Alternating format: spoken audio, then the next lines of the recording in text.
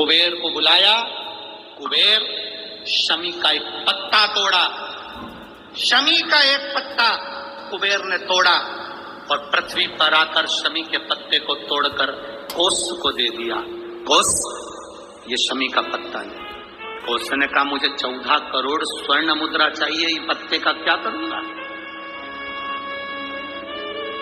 14 करोड़ मुझे स्वर्ण मुद्रा चाहिए, इस पत्ते का क्या करूंगा? तब कुबेर ने जो पत्ता दिया और कोस से कहा कि यह बर्तन तू महर्षि को ले जाकर दे देना, वो महर्षि समझ जाएंगे इस पत्ते में क्या है। बर्तन तू महर्षि के पास में एक शमी का पत्ता ले जाकर कोस ने दिया।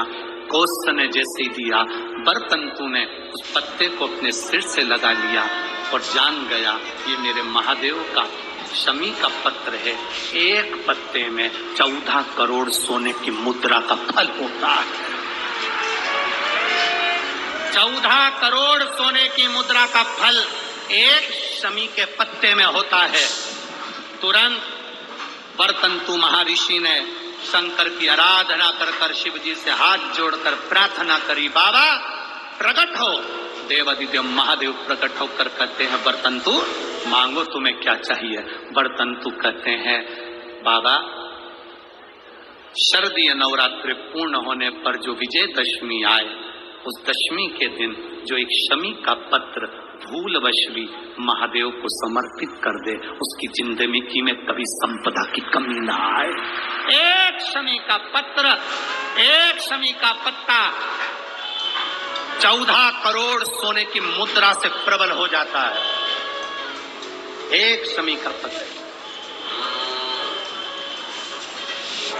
आज भी कई जगह पर विजयदशमी के दिन, कई स्थानों पर विजयदशमी के दिन शमी के पत्ते का लेन देन होता है। शमी के यहाँ होता है कि नहीं होता हमको स्मरण नहीं है, महाराष्ट्र में तो, पर कई जगह होता है। यहाँ पर भी शमी का जो पत्र होता है विजयदशमी के दिन लोग देकर उसको प्रणाम करते हैं, माता पिता को नमन करते हैं। क्यों?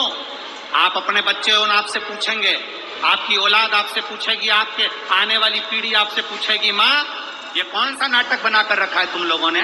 शमी का पत्ता दे, शमी का पत्ता ले, मिलने जाओ तो शमी का पत्ता। शमी का पत्ता क्यों लिया दिया जाता है?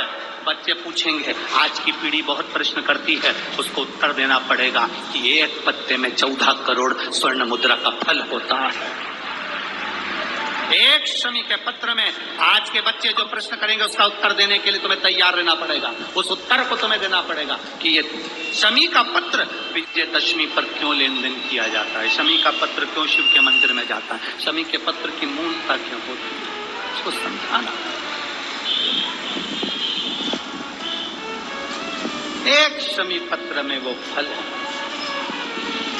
और केवल यही नहीं, शमी के वृक्ष के नीचे, बेलपत्री के वृक्ष के नीचे अगर भूल से भी बच्चा, बूढ़ा, कोई व्यक्ति एक पार्थिव शिवलिंग का निर्माण कर लेता है, भूलवश भी उस पे जल समर्पित कर देता है, भूलवश भी उसके भाव से पुष्प या शमी पत्र या बेलपत्र भी चढ़ा देता है, तो वो इस संसार में कहीं ना कहीं सुख भोगता ही है, उसके जीवन में दुख नहीं। शमी पत्र की मूलता